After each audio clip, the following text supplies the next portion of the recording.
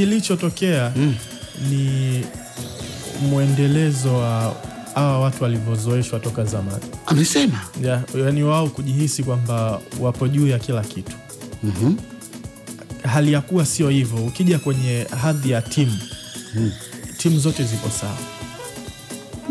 Simba, Yanga, Pamba, Dodoma, Kagera, kwa hadhi ya timu kwamba hii ni timu ya ligi kuu, hii ni timu ambayo ipo, yani hizo zote zipo sawa. Ila tofauti yao ni nini? Tofauti yao ni kwamba wamekuwa wanaendekezwa kiasi cha kwamba cha kujihisi kwamba wao wapo juu ya sehemu fulani.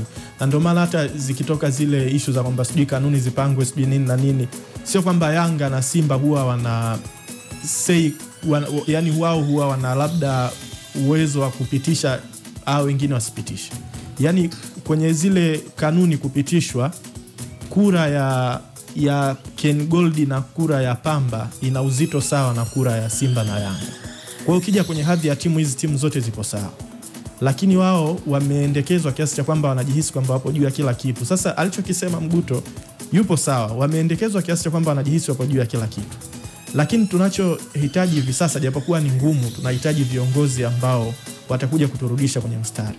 Tunakubali kwamba huko nyuma tulishakosea sana, lakini hatuwezi kukubali kuendelea kukosea.